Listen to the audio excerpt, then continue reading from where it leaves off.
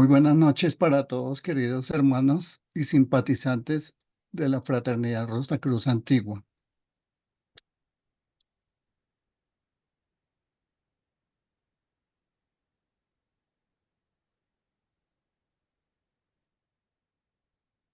Para el día de hoy, de la obra El Enigma del Hombre, cuyo autor fue el insigne maestro Israel Rojas Romero, el tema que trataremos es conceptos sobre creación y creador.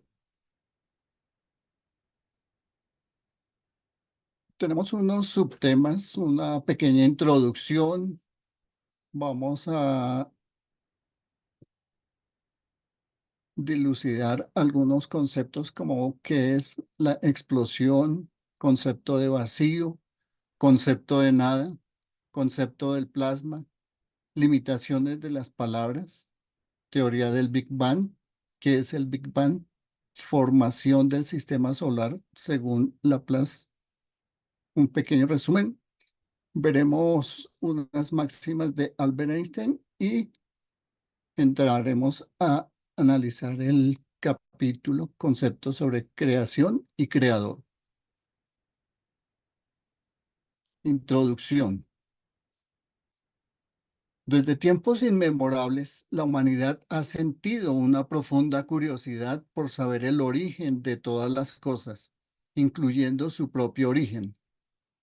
Este anhelo de comprender la naturaleza y explicarse a sí misma ha llevado al ser humano a buscar respuestas que satisfagan su inquietud existencial. Sin embargo, las respuestas encontradas a lo largo de la historia a menudo generan más preguntas, alimentando un ciclo continuo de indagación y reflexión. Numerosas religiones sostienen la creencia en un ser supremo o deidad que ha sido el arquitecto del universo. Desde este punto de vista, la creación implica la intervención de un creador consciente que inició y guía el curso de la existencia.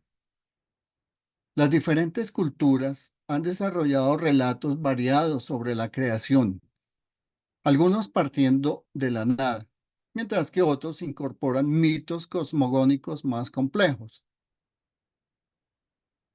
Contrastando con las perspectivas religiosas, la ciencia se basa en la observación, la evidencia empírica y la formulación de teorías para explicar fenómenos naturales. Se esfuerza por comprender el origen del universo a través de métodos rigurosos y basados en la observación del mundo que nos rodea. Aunque la ciencia no aborda preguntas sobre el significado y propósito, contribuye significativamente al conocimiento objetivo sobre el funcionamiento del cosmos. La filosofía, como disciplina reflexiva, se adentra en cuestiones universales y abstractas, apoyándose en la lógica, la historia y otras ciencias. La filosofía utiliza métodos como la fenomenología, el análisis cualitativo, la lógica simbólica y la hermenéutica para demostrar sus hipótesis. A través de la filosofía se exploran dimensiones más allá de los confines de la ciencia y la religión, permitiendo una comprensión más profunda de las preguntas fundamentales sobre la existencia. La Fraternidad Rosacruz se distingue por su respeto hacia todas las creencias, fomentando la libertad de pensamiento. Su filosofía abraza la idea de buscar la verdad desde una perspectiva ecléctica, donde se estudian todas las formas de pensamiento para discernir y atesorar únicamente aquello que satisfaga plenamente y de manera irrefutable los principios de verdad, belleza y bien. Iniciaremos esta exposición adentrándonos en la esfera científica para comprender la teoría del Big Bang que ostenta el estatus de explicación predominante sobre el origen del universo. Según esta teoría, hace unos 13.800 millones de años, el universo emergió como una singularidad extremadamente caliente y densa, desencadenando una expansión continua hasta el presente. Exploraremos fundamentos científicos detrás de esta teoría y su impacto en nuestra comprensión cósmica. Presentaremos algunas reflexiones o pensamientos de Albert Einstein relacionadas con el tema. Además, recordaremos la teoría de Laplace, que arroja luz sobre el origen del sistema solar, del cual el maestro Rojas comentó en capítulos ya anteriores. Estas perspectivas nos brindarán una comprensión más completa de la relación entre la ciencia y el origen de nuestro entorno cósmico. Concluiremos la exposición con el capítulo del maestro Israel Rojas, donde se examinará su enfoque sobre el concepto de creación y creador. A través de sus enseñanzas, buscamos comprender cómo la filosofía Rosacruz integra diferentes corrientes de pensamiento para abordar las preguntas fundamentales sobre el origen y la naturaleza de la existencia. Concepto de explosión. La idea central detrás del Big Bang es que todo el universo estaba concentrado en un punto infinitesimal de densidad y temperatura extremas. Este punto experimentó una explosión repentina y comenzó a expandirse, llevando consigo la energía y la materia que eventualmente formarían galaxias, estrellas, planetas y los objetos celestes. El término explosión en el contexto del Big Bang no se refiere a una explosión convencional en el espacio, como la explosión de una bomba, sino a la expansión rápida y continua del espacio-tiempo. Una analogía es imaginar al universo como un globo inflándose. A medida que el globo se expande, todos los puntos en su superficie se alejan entre sí sin necesidad de un centro de explosión. Dicha explosión no ocurrió en un lugar específico del universo, ya que el propio universo es lo que estaba confinado en un espacio extremadamente pequeño en ese punto inicial. La física teórica, que integra la relatividad general y la teoría cuántica, considera el Big Bang como una fluctuación cuántica, es decir, algo se materializó desde el vacío, siendo este último la principal fuente de energía en estados cuánticos de altas energías. El Big Bang se revela como un máximo de energía sin rasgos medibles, indeterminado e infinito. Su primera fase pudo existir sin estructura ni materia, describiéndose como un lugar sin dimensiones o posiblemente el interior de un espacio de fases con numerosas dimensiones, donde cada punto describe las posiciones y momentos de todas las partículas que constituyen el sistema global. La teoría del Big Bang no pretende explicar el origen de todo, sino el desarrollo del universo observable a partir de ese estado inicial extremadamente denso y caliente. Las condiciones en el momento del Big Bang y lo que ocurrió antes son temas de especulación y área de investigación activa en la cosmología. Concepto de vacío. El vacío se refiere a un estado en el que no hay materia, energía, partículas subatómicas, campos electromagnéticos, ni ninguna otra entidad física observable. En términos matemáticos, se describe como la región del espacio-tiempo que carece de contenido físico o substancia. Esta definición implica la ausencia completa de elementos físicos y propiedades medibles.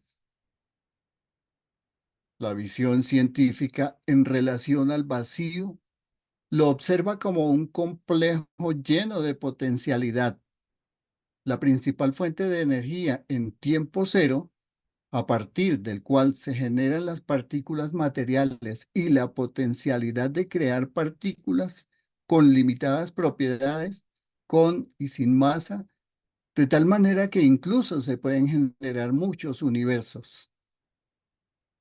Claramente, la definición popular de vacío como ausencia de no coincide con la definición de los físicos. Desde el ámbito de la mecánica cuántica, el vacío no se refiere a la ausencia total de cosas, sino a un estado de mínima energía en el espacio. El vacío no está completamente vacío, sino que está lleno de fluctuaciones cuánticas. Estas fluctuaciones implican la creación y aniquilación constante de pares de partículas y antipartículas.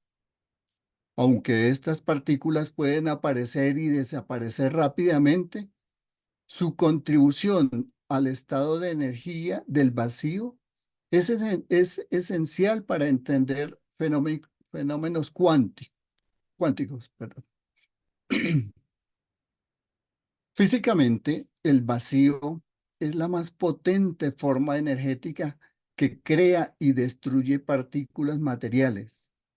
Entonces, él mismo debiera ser tan material, tan ponderable y mesurable como la luna o el hombre.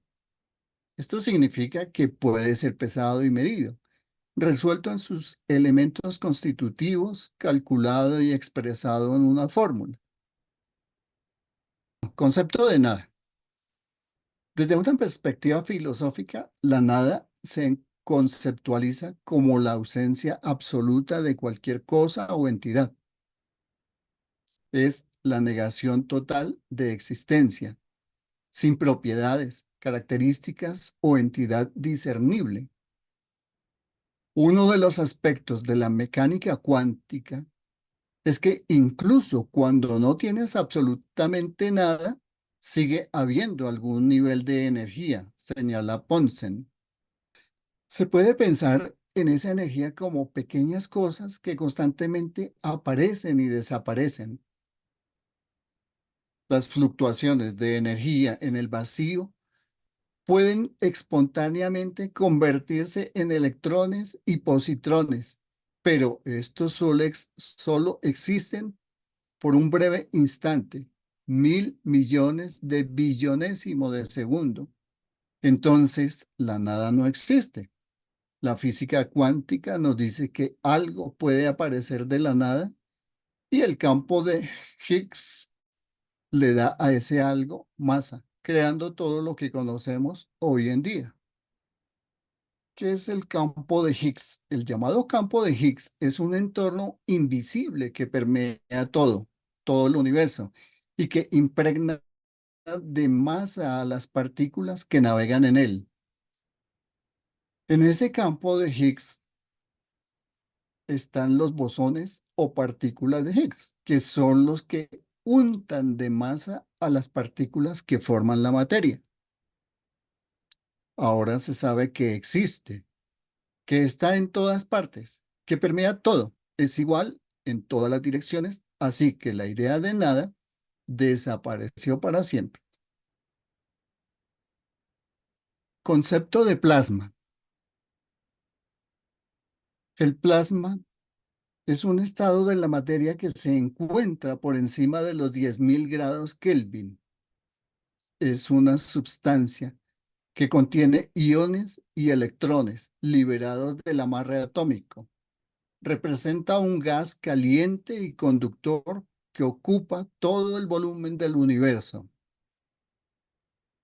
Una característica destacada es su capacidad para responder colectivamente a estímulos internos y externos, debido a las fuerzas electrostáticas entre las partículas cargadas que lo componen. A diferencia de la fuerza gravitacional en el plasma, la interacción entre las cargas eléctricas puede ser tanto de atracción como de repulsión. Aunque no es un material específico, el plasma exhibe un estado particular en la materia donde la neutralidad eléctrica coexiste con iones y electrones libres, capaces de moverse de manera independiente. La interdependencia entre estas partículas determina el comportamiento del plasma, destacando su importancia en el contexto gravitacional. La teoría del Big Bang se fundamenta en el efecto Doppler, un fenómeno presente en la física del sonido y de la luz, donde la velocidad afecta la frecuencia de las ondas luminosas y sonoras. Cuando una fuente luminosa se aleja, su luz se desplaza hacia el rojo, mientras que una se acerca, se desplaza hacia el azul. A diferencia del sonido, la luz puede moverse en el vacío. En la década de 1950, Georges Lemaitre, cosmólogo y matemático, fusionó la teoría general de la relatividad de Einstein con los descubrimientos de Edwin Powell sobre la expansión del universo. Esta integración marcó un vínculo pionero entre la cosmología, que aborda lo inmenso, y la física cuántica y nuclear, que se centra en lo pequeño. Lemaitre concluyó que un cosmos en expansión tuvo un inicio en un tiempo cero, en un momento sin pasado, donde el espacio era infinitamente curvo y toda la materia y energía se concentraban en una singularidad, una condición que implica la convergencia gravitacional de cada trayectoria espaciotemporal en una región focalizada. Entonces, ¿qué es el Big Bang? Es el modelo cosmológico que describe el origen del universo. Durante el Big Bang, el universo experimentó una expansión rápida y continua, enfriándose a medida que se expandía.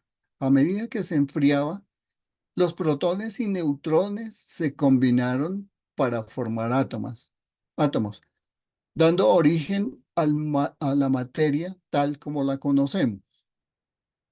La comprensión del Big Bang es desafiante debido a que las imágenes y conceptos habituales no son aplicables antes de la explosión.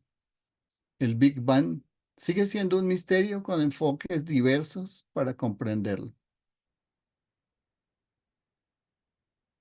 Limitaciones de las palabras. Describir el origen del universo, especialmente en el momento inicial, tiempo cero, se enfrenta a la inadecuación intrínseca de las palabras y a las representaciones visuales. El intento de capturar el principio del cosmos mediante el lenguaje resulta ingenuo, ya que estas herramientas son inherentemente imperfectas para abordar fenómenos cósmicos de tal magnitud. La definición de un principio físico va más allá de las capacidades del lenguaje, que aunque útil, se convierte en un obstáculo al expresar los fenómenos energéticos en el comienzo. En el análisis de los temas arriba vistos, el lenguaje y el pensamiento dejan de ser medios y fines, convirtiéndose en problemas al crear dualidades ilusorias que eclipsan el objeto de estudio. Aunque gran parte de nuestro lenguaje despliega significados variados, el conocimiento absoluto no puede transmitirse plenamente a través de palabras. Veamos la formación del sistema solar según el concepto de Laplace.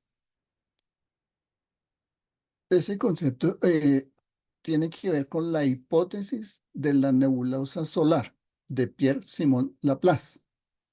Como su nombre lo indica, es de origen francés, matemático y físico del siglo X, que vivió entre el siglo XVIII y XIX. Esta hipótesis no trata directamente sobre el origen del universo, sino sobre la formación del sistema solar. La hipótesis de una nebulosa solar propuesta por Laplace sugiere que el sistema solar se formó a partir de una gran nube de gas y polvo conocida como nebulosa solar. Según esta idea, la nebulosa inicialmente estaba en rotación lenta. A medida que la nebulosa se contrajo debido a la gravedad, se formó un disco achatado alrededor del centro denso que eventualmente se convirtió en el Sol. La hipótesis nebular se basa en la observación de que todos los planetas orbitan alrededor del Sol en el mismo sentido y sobre un mismo plano denominado eclíptica.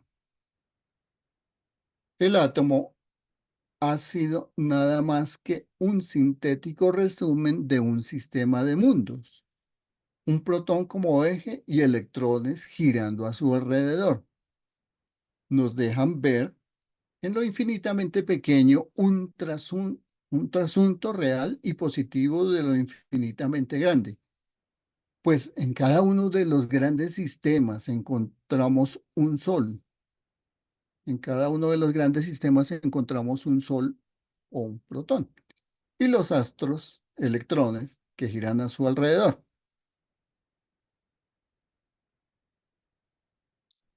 En resumen, la idea es que la teoría del Big Bang une disciplinas que antes probablemente habrían estado destinadas a alejarse y negarse mutuamente por siempre. Y esta es una razón suficiente para estudiarla desde un paradigma de síntesis epistemológico. Este modelo de investigación expresa, por cierto, una relación más íntima entre los asuntos físicos y metafísicos, entregando una visión más completa sobre un problema que incumbe a la ciencia y a la filosofía. Dice el maestro, muchas son las teorías que se han emitido acerca de la creación, o mejor dijéramos, de la formación del planeta que habitamos.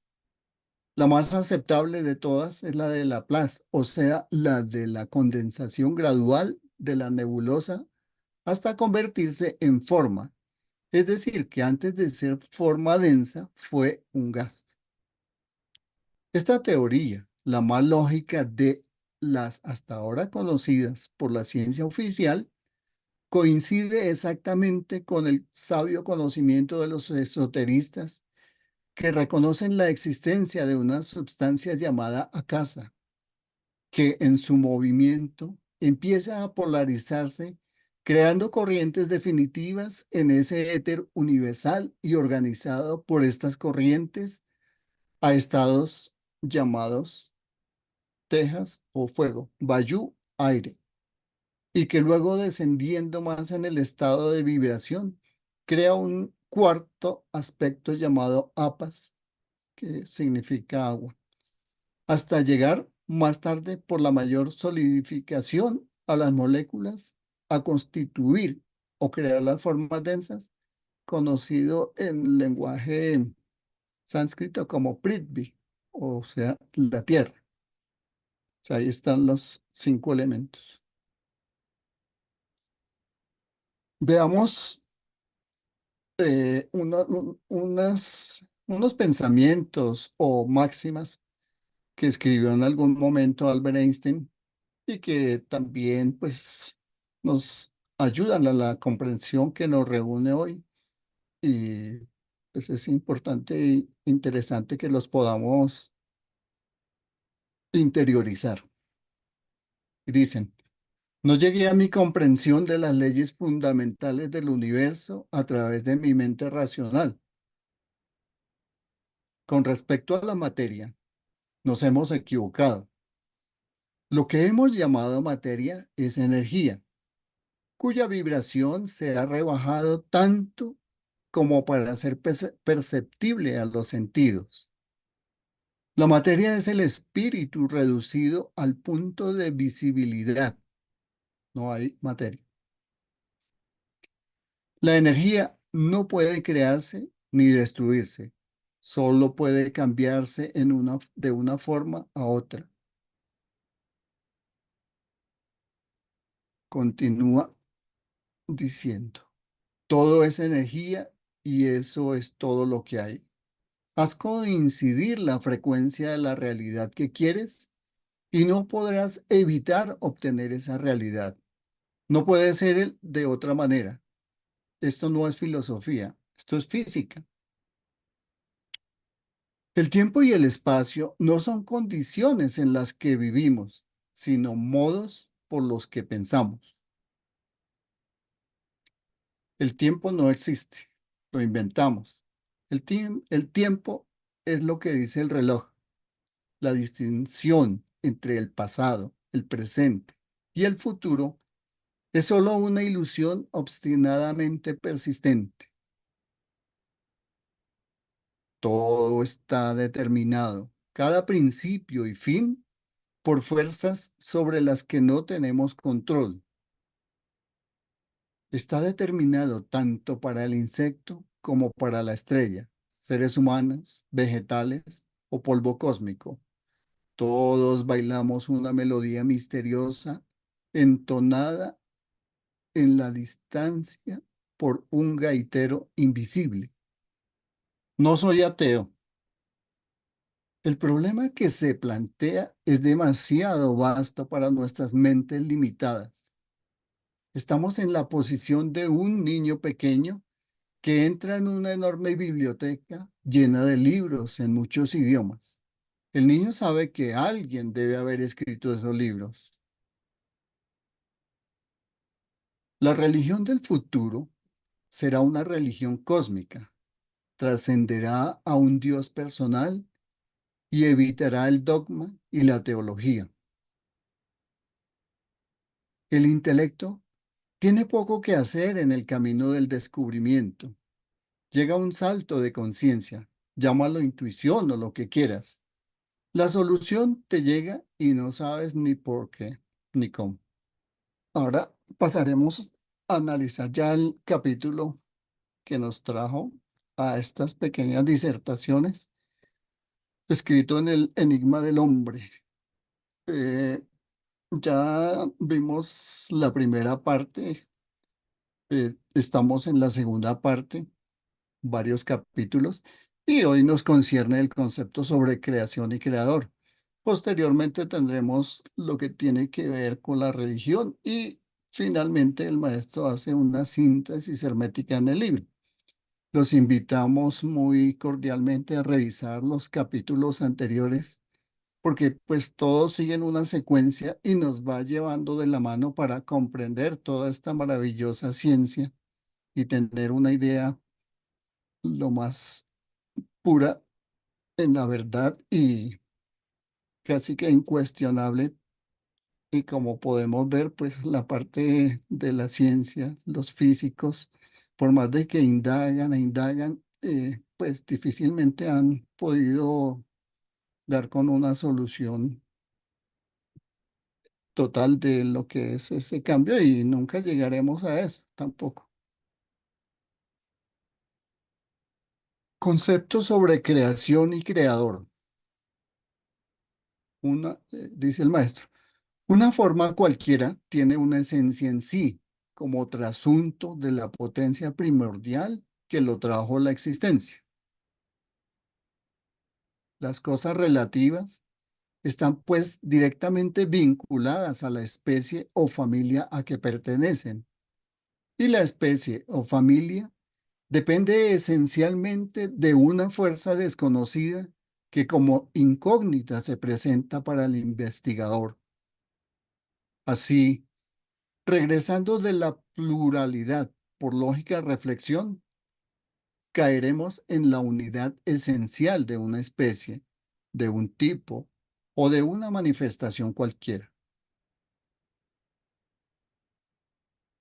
Esta es la razón por la cual simbólicamente en los libros sagrados que hablan de la generación de las especies, se llega por lógica reflexión a concebir el tipo base que fuera motivos o su origen. Esta reflexiva necesidad llevará al filósofo a una conclusión síntesis que le permita ver una sola causa u origen para la creación. En estas lecciones filosóficas tomamos la palabra creación en sentido figurado y no esencial, ya que si hubiera creador y creación, uno de estos polos del ser universal limitaría a su oponente y ambos, por tanto, serían limitados y en consecuencia finitos. En esa finitud estaría el conflicto y entonces no habría cosmos sino caos. Pero si en todo orden de cosas, en el seno de lo infinito, vemos la armonía que reina entre las partes aparentes, entonces llegamos por una analítica reflexión a la positiva conclusión de que el ser universal, como motor universal, es permanente y estable, y que las partes aparentes son inestables debido a la relativa orientación de las cristalizadas moléculas que les han dado forma, a lo cual se suele llamar materia, por su mayor perceptividad para nuestros limitados sentidos. La materia, tal como es conocida por nosotros, es por consiguiente el polo negativo de la substancia espíritu que se condensó en el oscuro amanecer de las edades, vinculadas estas al relativo tiempo de la figurada creación, que tomada en su verdadero sentido, es formación por adaptación del cósmico potencial que trajo las cosas a la existencia relativa. Los filósofos que aceptan irreflexivamente creación y creador limitan lo que no tiene límite y hacen una negación de lo que es afirmación en sí mismo. Hay todavía otro concepto filosófico aún más ingenuo. Aquel principio falso es enunciado en la siguiente forma. El ser o Dios hizo al mundo de la nada. Y sin embargo, tales filósofos, con mayor irreflexión todavía, dicen que ese ser es infinito e ilimitado. La absurda inconsecuencia se hace clara para el verdadero filósofo que busca la verdad sin segundo. En primer lugar, si Dios hizo al mundo de la nada, habría un lugar nada en el cual no estaba Dios y por tanto Él no sería infinito. En segundo lugar, si él estaba limitado por el tiempo, hubo una época en la cual no hizo y llegó otra época en la cual dejó de hacer. Esta serie de inconsecuencias reducen lo infinito a lo limitado y vinculan lo sin causa a la causación. Así, este concepto hace que el ser concebido caiga en los límites de la concepción. Estos pseudofilósofos empequeñecen inconscientemente lo que desean engrandecer Y es que, en primer lugar, para ser verdadero filósofo, se debe tener en cuenta la objetiva limitación de la mente frente a la subjetiva realidad del ser. En este mundo de creaciones relativas, todo está limitado al tiempo, al espacio y a la causación. Y por tal hecho, todo lo que nosotros vemos es de forma definida. Tiene su razón en la causa que lo produjo y como efecto es un eslabón en la cadena infinita de las adaptaciones con posibilidad latente para ser la causa de nuevos efectos y así en sucesión ininterrumpida para nuevas transformaciones dentro de un arquetipo esencial como motivo o fundamento de la especial adaptación. Nos explicaremos, dice el maestro. Tenemos que aceptar una substancia universal y eterna, porque si tuviera principio, no sería esencial ni mucho menos fundamento de eso que figuradamente hemos tenido o convenido llamar creación. La llamamos así por ser una modificación de la substancia base o motivo esencial, de la cual surge no para perecer, sino para involucrar lo que realmente es, en lo que circunstancialmente parece. La adaptación es un vórtice en el cual se acentúa un movimiento de la periferia al centro, mientras que el ser esencial irradia del centro a la periferia ideal. Esto nos explica por qué cada punto convergente o cada conciencia relativa no es más que una tendencia a la limitación de lo que en el espíritu universal es ilimitado. La relativa comprensión está en proporción directa con la adaptación o acomodamiento que por comparación se realiza en nuestra mente respecto a una idea.